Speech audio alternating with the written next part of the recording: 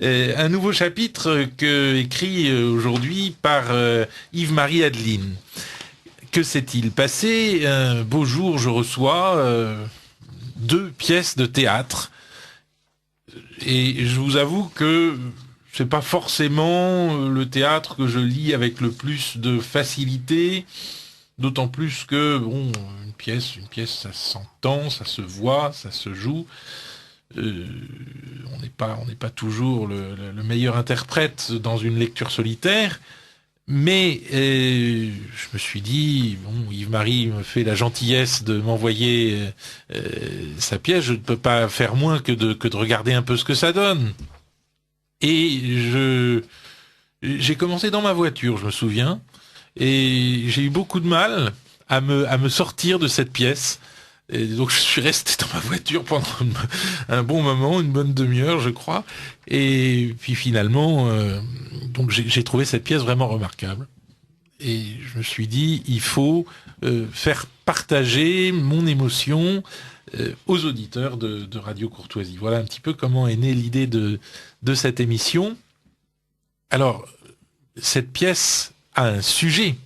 Yves-Marie Adeline, vous vous êtes intéressé à Mère Teresa. Je vous rassure tout de suite, chers amis auditeurs, c'est pas de l'édification à bon compte, c'est pas de la dévotionnette sucrée. Oh, ce n'est pas le genre de notre auteur. C'est plutôt salé d'une certaine façon. Alors, je ne sais pas si vous aimez le sucré ou le salé, chers auditeurs. Il y en a qui aiment les deux à la fois.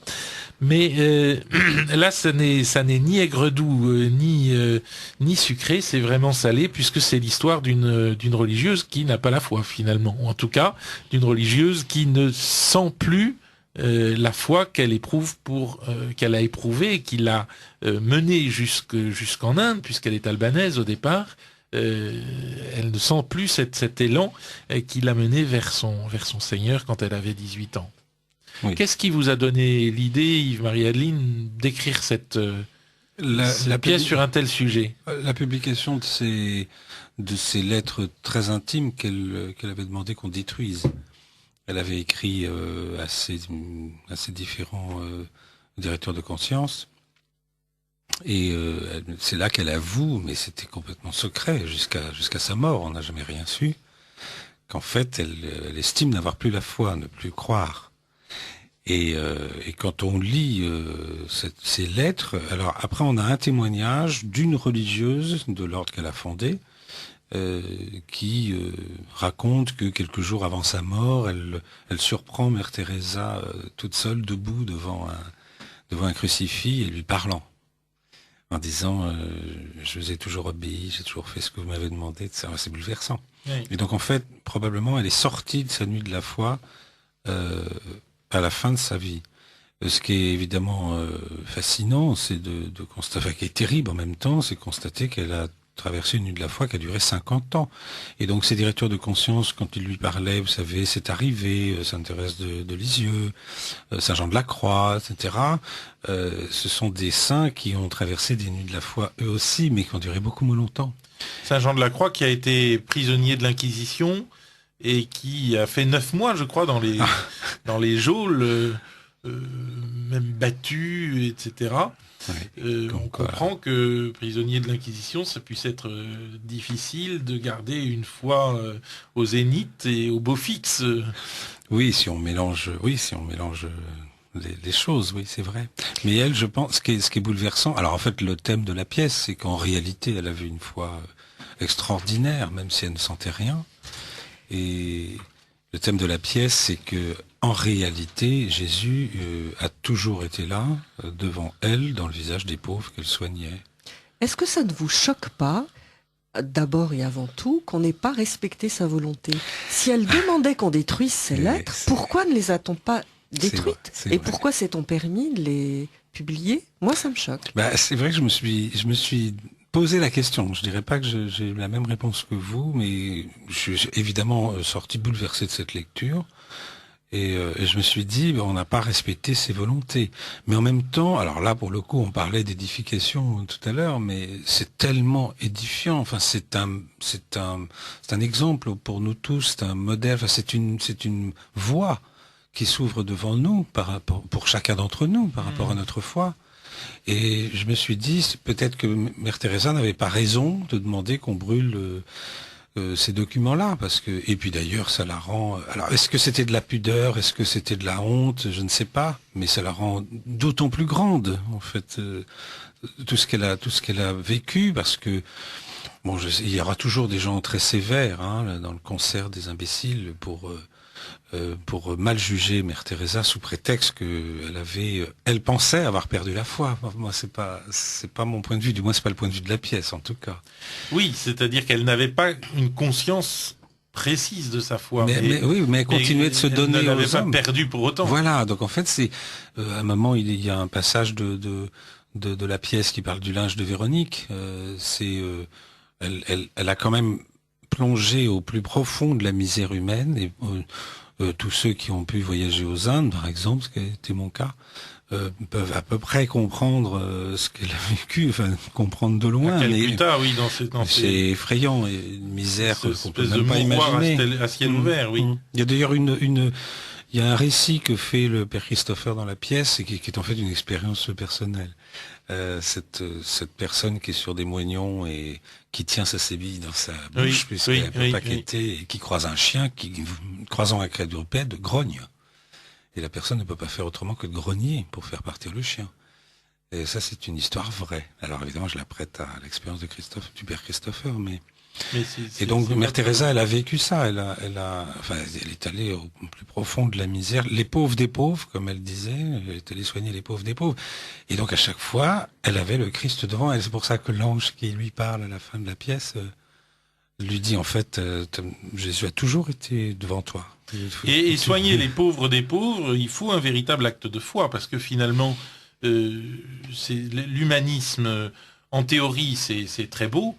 Mais lorsque l'humanisme est confronté à la merde, ça devient épouvantable. Le Kundera explique très bien, Milan Kundera explique très bien que la principale objection à l'existence de Dieu, c'est la merde. Je ne sais plus dans quel roman il dit ça, mais je pense que, quand on emploie ces 5 lettres, il faut aller au bout. Ce sont des humains devenus des déchets, des détritus. C'est pour ça qu'il y a des descriptions terribles dans cette pièce. Il faut avoir la foi pour faire en sorte que ces humains, on les serve comme des seigneurs, comme nos seigneurs les pauvres, disait Saint Vincent de Paul, un saint français.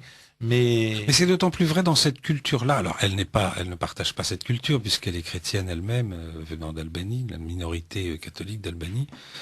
Mais quand même, elle arrive dans un pays où on n'a pas la même vision de l'homme, puisque l'homme est soumis au samsara, au renouvellement, au cycle des réincarnations. Et chaque existence est déterminée par l'existence précédente selon que vous ayez un bon ou un mauvais karma dans l'existence que vous avez vécue antérieurement. Et donc là, la personne, par exemple, dont je parle, celle qui croise ce chien, c'est quelqu'un qui a été très vraisemblablement mauvaise dans sa vie antérieure. Donc il faut qu'elle expie. Et donc elle n'a pas volé ce qui lui arrive. Elle n'a pas volé ce qui lui arrive, ce qui n'empêche pas l'Indien d'avoir de la compassion. Mais disons que sa vie, de toute façon, est tellement longue, puisque c'est l'Atman, c'est une partie du Brahman qui est un chacun de nous, et qui se réincarne. Et à ce moment-là, il n'y a pas la même idée de la personne et tout ça. Il y a rien à faire. On est même très loin de tout ça. Il faut attendre. Oui, voilà, faut attendre.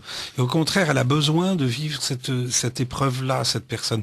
Or, Mère Teresa arrive donc cette culture-là, et elle est... Qui est vraiment une culture de la résignation, absolument, on peut dire. Absolument. Et la non-existence de la personne. Et là, il y a un choc entre finalement ce christianisme actif et activement charitable et cette culture de la résignation. Oui, tout à fait.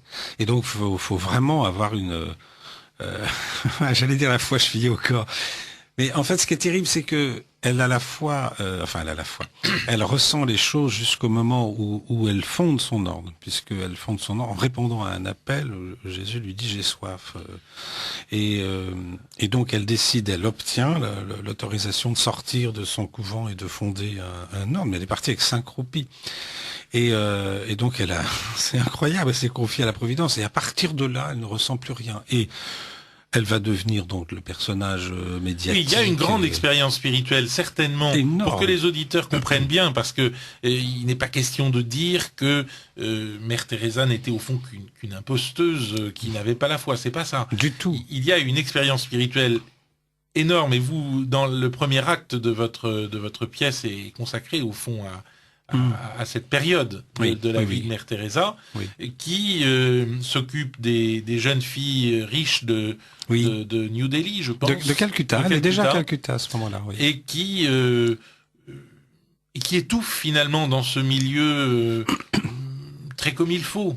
Oui, elle étouffe. Elle est déjà très appréciée. Elle a déjà, j'allais dire, un certain âge. Mais enfin, c'est pas une jeunette. Oui, c'est ça. Donc, elle a commencé très tardivement. Elle a rencontré, son destin. Enfin, ce destin mirobolant qu'on lui connaît, elle l'a rencontré très tardivement. Elle est repartie de zéro complètement. C'est vrai qu'elle a commencé par enseigner à des jeunes demoiselles de la bourgeoisie indienne. Ça fait un petit peu penser à Sœur Emmanuelle, qui a vécu un peu quelque chose de comparable. Et puis elle part donc chiffonnier du Caire. Voilà, et elle part comme ça avec 5 roupies en poche pour aller soigner les pauvres des pauvres. Alors qu'elle n'avait pas une très bonne santé, et puis elle est rejointe par un tas de gens, et elle va devenir ce que nous savons d'elle, c'est-à-dire qu'au bout de plusieurs décennies, elle deviendra une star internationale. Ça a un peu déformé son image, mais en même temps, pourquoi pas, de lui avoir rendu cet hommage, le prix Nobel, enfin tout ça. Et donc c'est quelqu'un qui à ce moment-là, effectivement, estime qu'elle n'a plus la foi et qu'il le confie, qu'il dit « je ressens plus rien, je ne prie plus ». Et en fait, elle prie par l'action, elle prie par sa charité. Par justement cette non-résignation devant la misère des corps et des âmes. Oui. C'est vraiment Marie-Adeline, on vous écoute très facilement et on est emporté déjà dans la matière de votre pièce, on va y revenir. Mais j'aurais aimé d'abord dire quelques mots à votre propos, parce que tous les auditeurs de Radio Courtoisie ne vous connaissent peut-être pas. Moi, je vous ai connu faisant activement de la politique et essayant de renouveler le courant royaliste un peu. Donc vous avez publié plusieurs livres sur ce sujet. Vous avez eu, je crois, une vie antérieure en tant que dans les cabinets ministériels, dans différents cabinets ministériels de la République. Et puis maintenant, vous vous dites, je me donne à l'art. Et je suis allé hier sur votre site.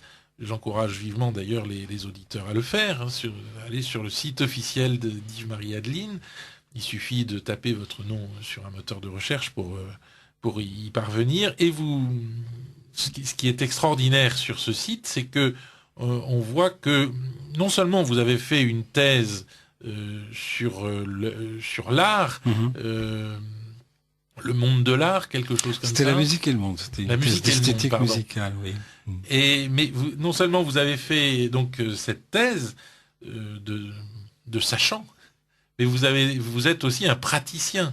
Et vous êtes un artiste qui ne veut pas se donner de limites, manifestement, parce que vous intervenez aussi bien en poésie. Nous avions fait avec Anne Le Pape très belle émission. Une magnifique émission de poésie. Et on avait pu lire certains de vos poèmes. Vous avez publié d'ailleurs un CD, Le Manteau d'étoiles, que je recommande aux auditeurs.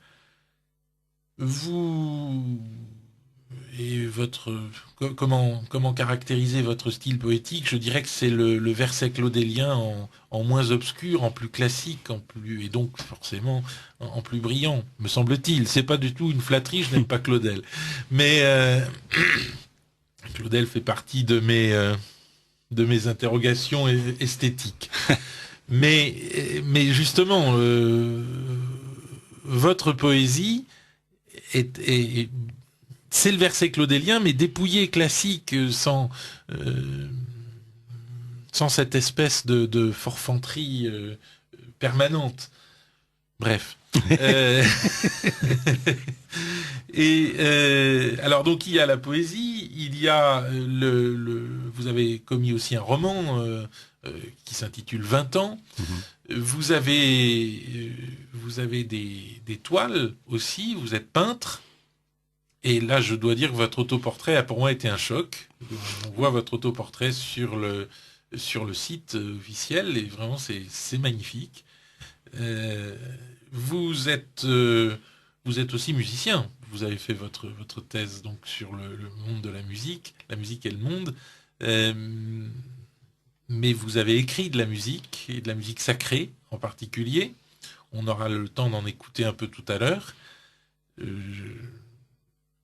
En tout cas, vous intervenez, je ne sais pas si j'oublie des domaines dans lesquels vous intervenez, mais vous intervenez aussi par le théâtre. Alors pourquoi est-ce que vous avez choisi le théâtre pour parler de Mère Teresa plutôt que la poésie qui semblait votre domaine d'intervention vraiment privilégié du point de vue je pense que j'ai un cycle d'héroïnes, parce que j'ai écrit 2 opéras consacrés à des héroïnes. Voilà, j'en ai oublié. Oui. Donc il y a un opéra qui s'appelle Clotilde, que tout le monde connaît, Sainte Clotilde, et puis un autre qui s'appelle Jeanne, évidemment, tout le monde connaît aussi, Jeanne d'Arc.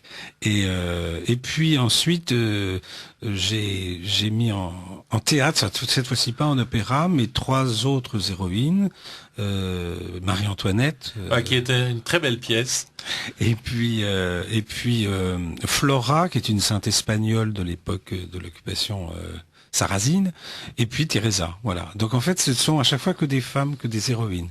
Je ne sais pas pourquoi. Il y a peut-être quelque chose qui se cache, que le docteur Freud pourrait. Il y a une vérité féminine à laquelle vous êtes particulièrement sensible. Peut-être, voilà. Et en fait, ça fait partie de ce cycle. Alors, il se trouve que là, il n'y a pas de musique, c'est que du théâtre, mais il y a un grand plaisir. J'avais un ami que tout le monde a connu, bien sûr, qui était Vladimir Volkov, et la première pièce que j'ai écrite, que je lui avais envoyée. Sur Marie-Antoinette. Oui, celle sur Marie-Antoinette, et je lui avais envoyé, il avait eu la gentillesse d'apprécier cette pièce quelques jours avant sa mort. Et il m'avait dit, avouez qu'il y a quand même rien de mieux que le théâtre, parce que lui avait pris un plaisir fou à écrire du théâtre, parce que c'est vrai qu'il y a quelque chose de créatif. Enfin, c'est divin. On crée des personnages, Alors moi, à chaque fois, je vais chercher des personnages qui ont déjà existé, mais parce que je suis moins dans la fiction je trouve que la réalité est plus imaginative que la fiction. Et j'étais assez d'accord avec lui. Il avait dit c'est ce qu'il y a de plus grand. Là, j'étais moins d'accord parce que je reste très attaché à la poésie. Lui, il s'en fichait un peu de la poésie. Il n'est d'ailleurs pas très sensible à ce que j'écrivais en poésie, mais en revanche, il avait beaucoup aimé Marie-Antoinette. Et voilà, c'est dommage. Il est mort quelques jours après. Quelques jours après. Ouais, c'est un souvenir. En tout cas, moi, j'avais aussi bien aimé votre Marie-Antoinette, et je trouve que cette pièce, donc, que vous allez nous interpréter maintenant avec Jeanne Bell, qui est décidément ma complice. Jeanne, oui. on ne se quitte pas, puisque Absolument. vous étiez hier soir déjà, oui. sur Radio Courtoisie avec moi. On va donc proposer l'un des moments clés de cette pièce, une pièce très très dépouillée là aussi, très très classique, où il n'y a pas d'exagération, où on ne force pas le trait.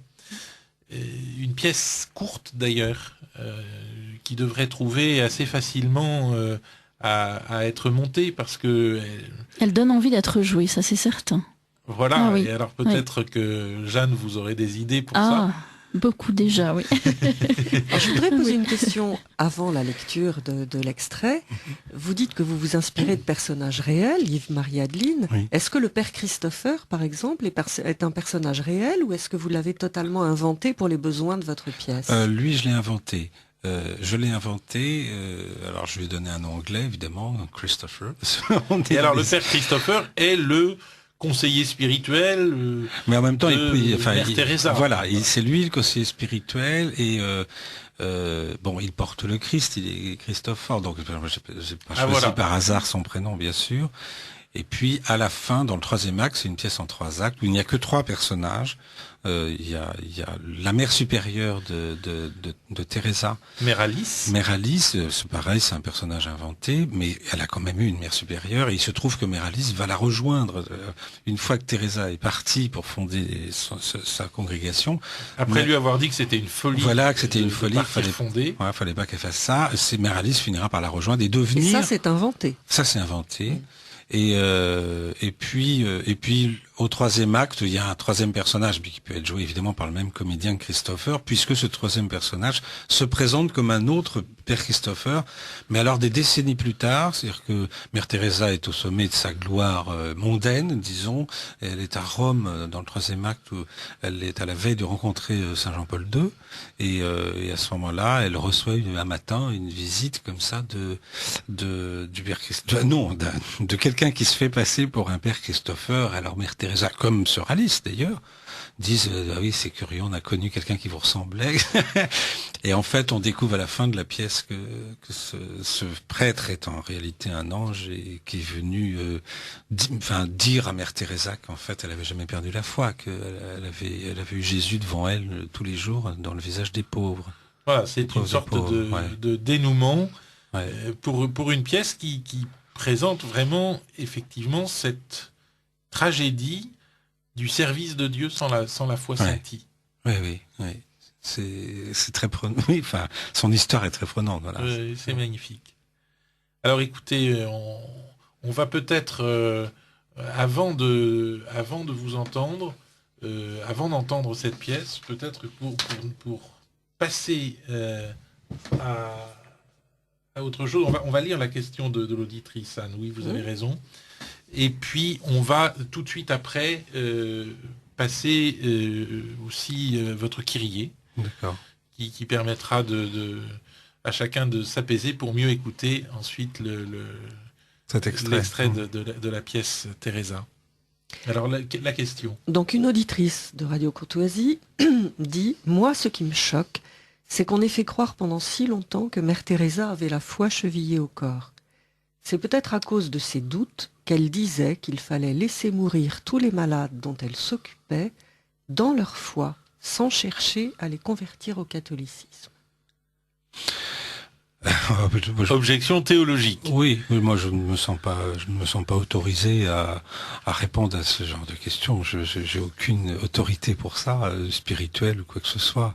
Ce qu'elle disait en revanche, c'est que elle allait chercher des gens qui mouraient comme des bêtes, et elle disait je veux qu'ils meurent comme des hommes, parce que ce sont des gens, pour ceux qui ont connu un peu les Indes, et on peut enjamber des cadavres, des gens qui meurent sur les trottoirs couverts de mouches, et elle allait les chercher, ils étaient en train de mourir, il était exclu de pouvoir les sauver, il n'y avait rien à faire pour les sauver. Alors c'est quand même arrivé, mais c'est très rare. Et elle disait je veux simplement qu'ils meurent comme ils sont en fils de Dieu. Et donc je pense pas que le temps était venu, mais cela dit c'est dans le secret de Dieu. La foi, vous savez, c'est très très intime, on peut pas juger de la foi des gens. Et elle les faisait mourir comme des enfants de Dieu au lieu de les laisser mourir comme des personnes soumises à ce samsara, justement, ce cycle des réincarnations, etc. Donc elle essayait de les faire mourir dans la dignité. C'est le bon samaritain finalement, qui ne se préoccupe pas de savoir si ce juif est un samaritain de stricte observance ou pas, mais qui s'occupe de ce juif alors qu'il y a ce dissentiment terrible entre les juifs et les samaritains, qui s'en occupe inconditionnellement, bien sûr, parce que c'est un fils de Dieu. Absolument, oui. Donc oui, c'est vrai. Donc, parce que dirait saint Augustin, c'est le fils de Dieu. Oui. Heureusement que vous êtes là pour apporter des références, bien sûr. Donc je crois que je pense pas qu'avec des personnages comme ceux-là qui ont vécu de telles expériences, on puisse émettre des jugements à l'emporte-pièce. Mère Teresa est quelqu'un qu'on observe plutôt qu'on juge. Je pense que tout simplement, enfin ces gens qu'elle ramasse à demi morts sur le trottoir, sont pas en état de se poser la ils vont question mourir. de la vérité religieuse. Ils vont mourir. Ils sont en état d'être en accord ou non avec leur propre cœur. Et la grâce de Dieu travaille dans chaque cœur d'homme. Oui, bien sûr. Là, on est vraiment dans le mystère de la charité. C'est-à-dire, sans la charité, tout n'est que cymbale retentissante. Et là, on est vraiment là-dedans. C'est-à-dire que ces personnes vont mourir. Teresa leur apporte de l'amour, de la charité, du dévouement. Et c'est l'essentiel à ce moment-là. Et elle leur apporte peut-être les premiers mots d'une prière. Absolument. Même si c'est la prière au Dieu inconnu, comme dirait saint Paul à Athènes. Oui. Et puis ces personnes vont rencontrer Dieu dans quelques heures ou quelques jours. Donc je ne sais pas si le moment est choisi, vous savez, pour les baptiser contre leur gré éventuellement, parce qu'ils sont en train de mourir en fait. Donc, Et comme vous dites, elles soulèvent leur nuque pour qu'ils meurent plus haut finalement que les rats. Plus haut que les rats. Oui, c'est ça que je crois que vous dites dans la pièce. Je me souvenais plus, j'ai écrit ça. Ouais. Oui, c'est ça. Alors nous allons écouter justement votre Kyrie, qui est une invitation à la prière, véritablement.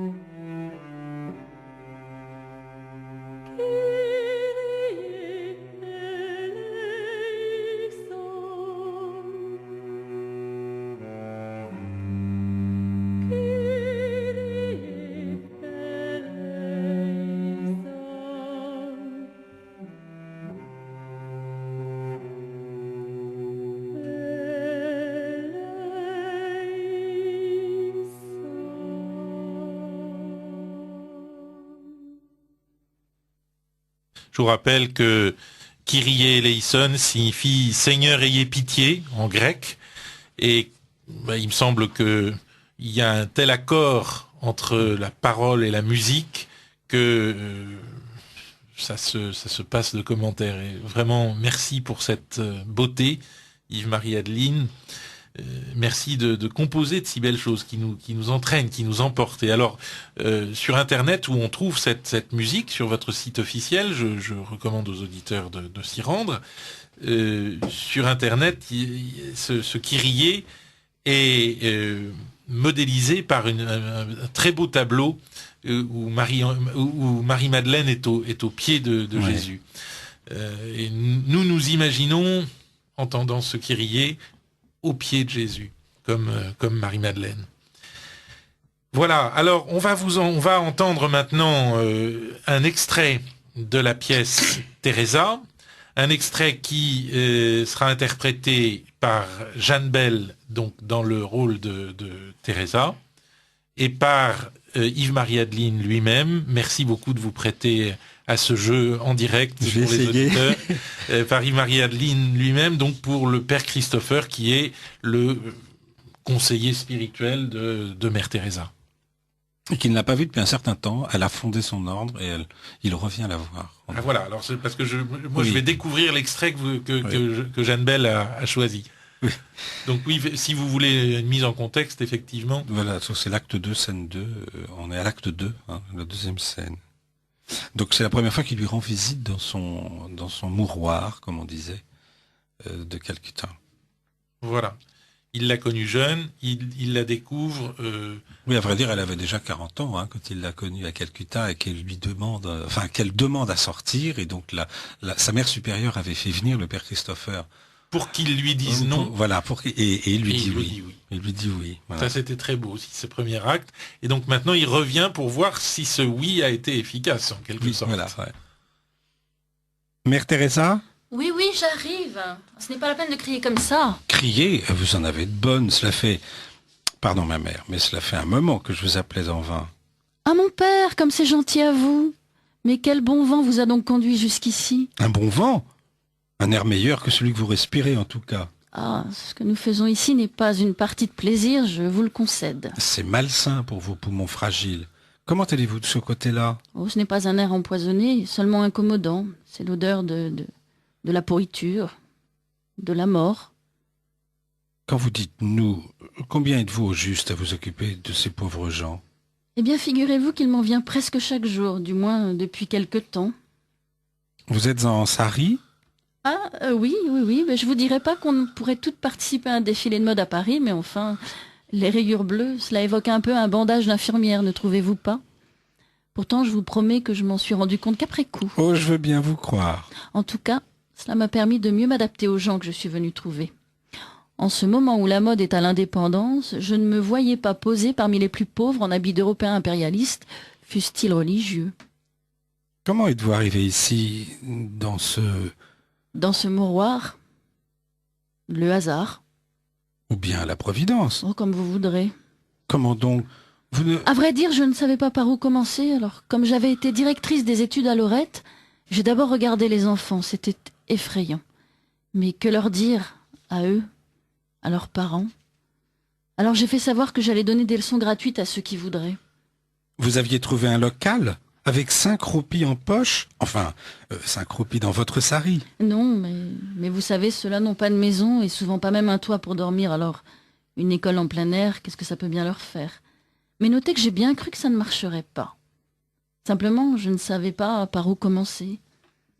Un peu comme Hercule devant les écuries d'Augias, vous comprenez ? Oui. Au bout de 10 jours, ils étaient déjà 50 enfants. Heureusement que j'avais déjà été rejointe par d'autres femmes qui demandaient l'admission dans ce nouvel ordre des Sœurs de la Charité.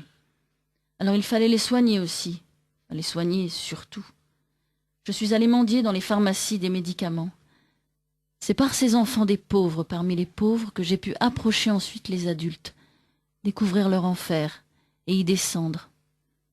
Un matin, j'ai trouvé un homme qui mourait par terre comme ça, le corps couvert de mouches. Pour être véridique, je vous dirais plutôt que son corps commençait à se couvrir de mouches. C'est comme cela qu'on peut distinguer les morts des vivants. Ils ont la même apparence, ils sont aussi sales les uns que les autres, mais ceux qui sont morts ont plus de mouches, qui commencent leur travail de nettoyage naturel, tandis que les vivants en sont survolés par un moins grand nombre. Celui-là en avait déjà beaucoup, il allait mourir. Je ne pouvais rien faire pour lui. Et derrière son corps allongé, il y avait un mur de briques rouges, et là, j'ai vu par terre un rat mort, tout sec. Comment ce rat était-il arrivé ici, je l'ignore, ni pourquoi il était mort. Quelqu'un l'avait-il tué ? Ou bien avait-il succombé à tous ces miasmes auxquels succombent les hommes aussi, en ces lieux que Dieu lui-même a semblé déserter ? Ma mère. Mais celui-là était en train de mourir et je ne pouvais rien faire pour lui. Ou plutôt non.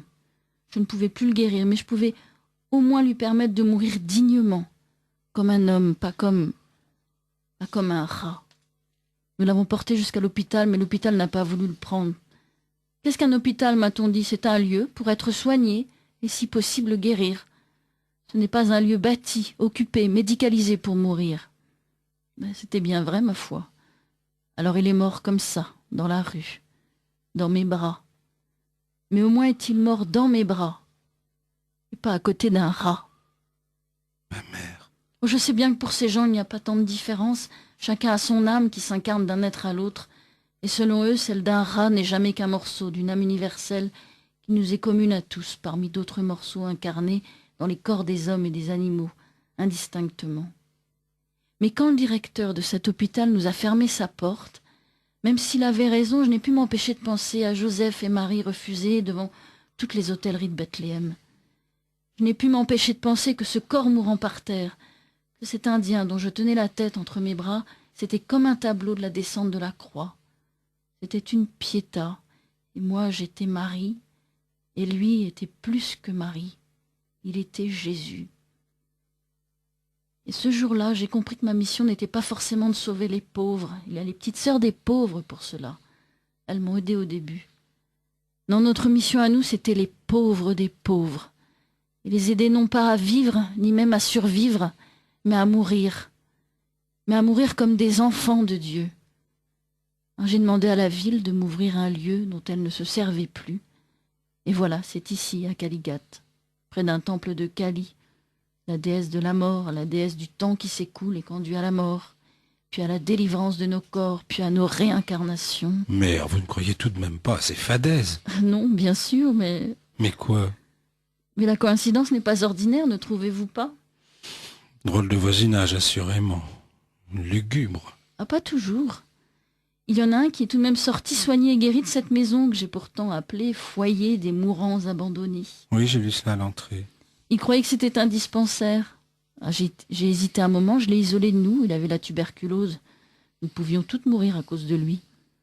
J'ai réuni les sœurs pour ne pas prendre contre elles une décision qui pouvait devenir mortelle, et nous avons conclu ensemble que si notre vocation se résume à aider les pauvres à mourir comme des êtres humains et non comme des chiens, elle ne nous dispense pas d'accueillir un tuberculeux qui va mourir dans la rue, d'autant plus seul, et d'autant plus comme un chien qu'il est tuberculeux.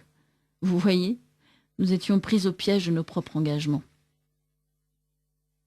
Nous l'avons gardé dans une pièce, nous l'avons soigné autant que nous pouvions, et le plus incroyable, c'est qu'il a guéri. Et depuis cette guérison miraculeuse, il clame autour de lui que je suis un avatar de la déesse Kali, justement. Évidemment, pour l'évangélisation, c'est plus difficile. Au moins depuis lors, ai-je de bonnes relations avec les hindous. Certes, c'est important, bien sûr. Mais, pardonnez-moi, mère, mais n'oubliez pas que vous êtes chrétienne. Oh, ils ne l'oublient pas, ces gens que je viens chercher dans leurs trous infernaux. Mais que voulez-vous que ça leur fasse que je porte une croix autour de mon cou? Des dieux, ils en ont des millions. Oh, ils n'en gardent guère qu'une dizaine. Mais c'est toujours la même chose qui les hante. La création, l'existence, la destruction, ce que nous, les chrétiens, nous comprenons comme la misère de notre condition. Mais dans leur esprit, ce cycle recommence toujours, alors pour eux, je suis celle qui les aide à vivre cela. Je suis la mère du grand passage. Je suis Kali qui fait peur mais qui protège quand on la vénère. C'est pour cela qu'ils me vénèrent. Mais comment aurait-il pu avoir peur de vous avant de vous vénérer? Kali est terrifiante. Comment quelques-uns peuvent-ils la reconnaître en vous? Vous avez le regard si doux. Je l'ignore. Ah, peut-être parce que je viens d'Angleterre, du moins c'est ce qu'ils croient. Je viens du pays qui les a conquis et tenu si longtemps en maître tout-puissant. Est-ce une réponse? Je ne sais pas. Non, je ne peux pas croire cela. Mère, quand vous vous apprêtiez à partir de Lorette, vous m'avez confié un secret, enfin quelque chose de précieux dans votre cœur. Où en êtes-vous avec cela? Ah, Est-ce que vous avez de nouveau entendu cette voix? non. Au moins lui parlez-vous dans votre prière. Et après tout, c'est cela seul qui compte, n'est-ce pas? Ah,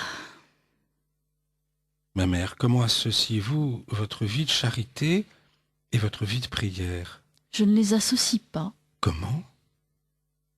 Mon père, je ne prie pas. Mais enfin, vous êtes religieuse, n'est-ce pas? Oui, c'est l'état de vie que j'ai choisi et je ne désire pas en sortir. Ah, bien. C'est donc dans cet état que vous vivez votre foi, que vous le vouliez ou... Mon père, je n'ai plus la foi. Je peux m'asseoir? Je vous en prie. Vous voulez bien répondre à quelques questions? Faites. Est-ce que vous ressentez quelque chose quand... Ah non, vous venez de me dire que vous ne priez plus. Est-ce que vous sentez quelque chose? Je ne ressens plus rien. Une présence? Plus rien. Au moins dans votre cœur, une émotion? Plus rien. Et vous en souffrez? Je ne sais pas. Oh, peut-être. Probablement. Oui, je souffre, ça je puis en être certaine, mais est-ce que je souffre encore de cela? Si j'avais gardé la foi, je me dirais qu'il m'a fait une mauvaise plaisanterie en se faisant entendre, en m'envoyant dans cet enfer, puis en se taisant pour toujours, mais je n'arrive même pas à penser cela. Je vois. Non. Je veux dire, ma mère, que ce phénomène est appelé la nuit de la foi, ou encore nuit mystique, et il s'est déjà vu. Songez à Saint Jean de la Croix, Sainte Thérèse de Lisieux, et même Sainte Jeanne d'Arc un moment. C'est arrivé à d'autres, vous voyez? Un moment, dites-vous? Oui, je conviens que votre cas est plus étonnant, peut-être unique, du moins à ma connaissance. Si vous traversez une nuit de la foi, alors ce sera la première fois qu'elle est si longue. Traverser? Serait-ce cette misère extrême qui vous aurait induite en révolte contre Dieu? On connaît cela depuis toujours. Les hommes qui souffrent et ceux qui ont assez de compassion dans leur cœur pour souffrir qu'ils souffrent s'en prennent quelquefois à Dieu. Ils lui reprochent de ne pas intervenir. Ils ne comprennent pas que la souffrance puisse être le gage de notre liberté. Du moins le comprendraient-ils pour la souffrance que nous nous infligeons les uns aux autres, mais pas celle de la nature et de ses caprices violents qui nous environnent et s'abattent sur quelques-uns d'entre nous. Mais alors, si Dieu intervenait constamment, il lui reprocherait de nous envahir, et même de nous empêcher de choisir librement de croire à son existence. La souffrance n'est pas toujours sanctifiante, hélas. Et vous, ma mère, serait-ce que... Je vous ai déjà répondu.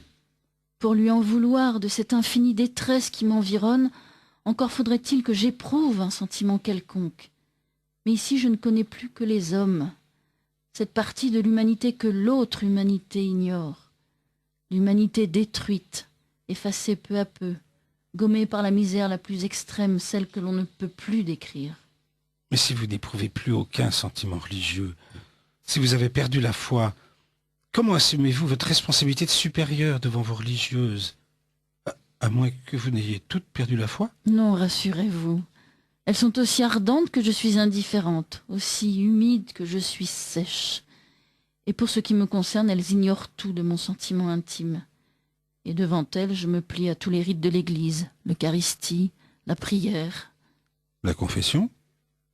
Chacune saisit les occasions de se confesser qui se présentent périodiquement. Chacune agit sans être couverte par le regard de l'autre. Mon Dieu, si je pouvais m'attendre à cela. Je suis navrée de vous décevoir, mon père. Oh, ma sœur, ne dites pas cela. Vous avez toute mon estime, mon admiration, comme celle du monde qui grandit, vous devez le savoir. Oui. Oui, je sais. Mais de ce monde tellement laïcisé que lui-même réduit votre action à une œuvre humanitaire, vous le savez aussi. Je le sais. De toutes mes forces, je prierai pour vous. Est-ce que vous l'acceptez? Oui.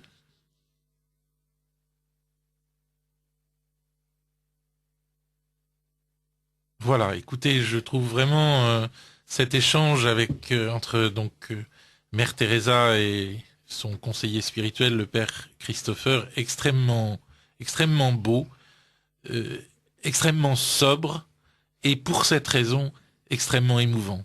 Et je suis heureux que vous ayez lu les passages, enfin que vous ayez joué le rôle du Père Christopher, Yves-Marie Adeline, parce que moi je pense que j'aurais été trop ému pour cela.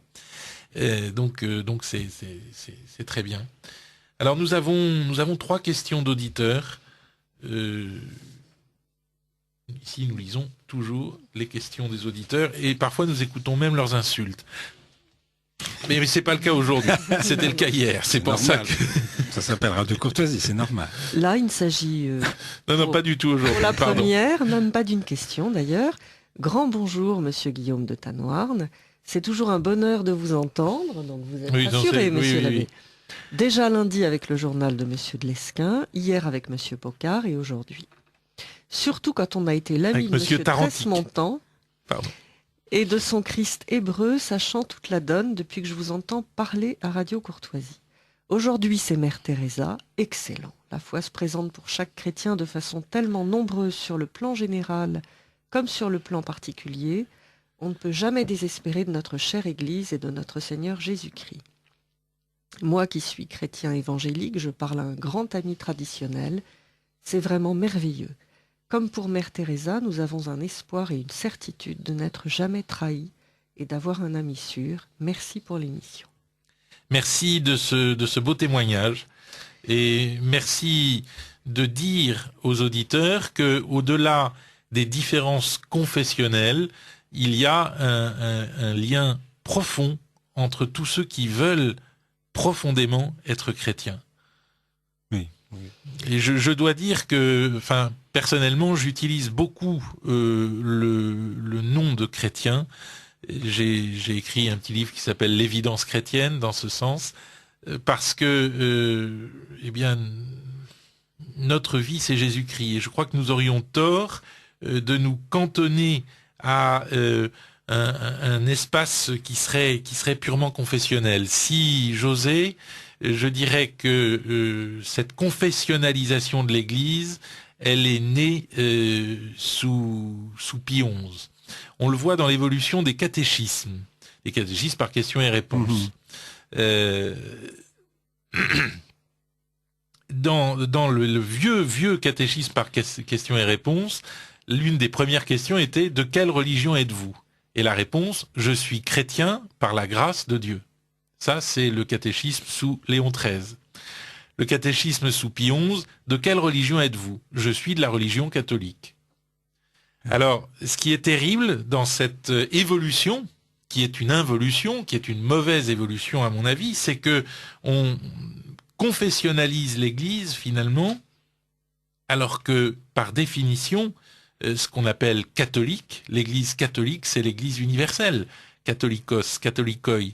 Et ce mot de catholique remonte à la fin du 1er siècle, puisque dans sa lettre aux Smyrniotes, saint Ignace d'Antioche parle de la Sainte Église catholique, comme si ses lecteurs savaient très bien de quoi il s'agissait, donc sans inventer un mot nouveau, si vous voulez. Donc je crois que ce qui est merveilleux dans le catholicisme, c'est cette universalité. Et par conséquent, ne nous résignons pas au confessionnalisme. Voilà. Alors, une question d'un auditeur de Radio Courtoisie, à laquelle Yves-Marie-Adeline, vous allez pouvoir répondre puisque vous connaissez les Indes. Dans l'Inde qui se modernise, les sœurs de Mère Teresa ramassent-elles encore des gens couverts de mouches en train de mourir ? Je ne sais pas. Je suis pas retourné aux Indes depuis très longtemps. Combien de temps ? Écoutez, j'ai presque honte de le dire, ça doit faire 30 ans que je suis allé aux Indes. Il paraît que l'Inde s'est beaucoup modernisée justement entre-temps. Moi, j'ai connu une Inde vraiment misérable. Et qui s'était fermée sur elle-même en plus, qui avait adopté un mode de développement économique un peu autarcique, ce qui était une erreur. Et il paraît que les choses se sont un peu améliorées de ce côté-là. Cela dit, la première fois que j'ai vu un film qui ne me mentait pas sur les Indes, c'était ce film qui a un rapport avec un jeu télévisé là, qui m'avait beaucoup plu. Il y a quelques années, où on voyait vraiment la cohabitation entre la richesse et la pauvreté aux Indes. Oui, Slumdog Millionnaire. Voilà. Ouais. Ça m'avait plu. Parce que je retrouvais une Inde que j'avais un peu vue. Donc non, je ne saurais pas répondre. Je me présente pas comme un spécialiste. Peut-être qu'un auditeur pourra nous répondre. Une question d'une auditrice. Comment Mère Teresa a-t-elle été accueillie par les Indiens, sachant que sa démarche allait à l'encontre de leur croyance, qui consistait à laisser mourir ceux qui devaient mourir ? Alors, il n'y a pas, là pour le coup, j'ai un peu travaillé ces questions-là, puisque je suis l'auteur d'une histoire mondiale de la philosophie dans laquelle il y a des sagesses orientales. Pardon, parce que j'ai oublié effectivement de donner un aperçu de cet aspect de vos talents. Donc, il n'y a pas le fait de se résigner au samsara, donc au cycle des réincarnations, n'empêche pas la compassion. Les Indiens sont des gens compatissants. On leur demande pas leur croyance ne leur demande pas d'être indifférents à la misère des autres. ils sont compatissants. C'est terrible ce que vivent ces personnes qui sont au fin fond de la misère.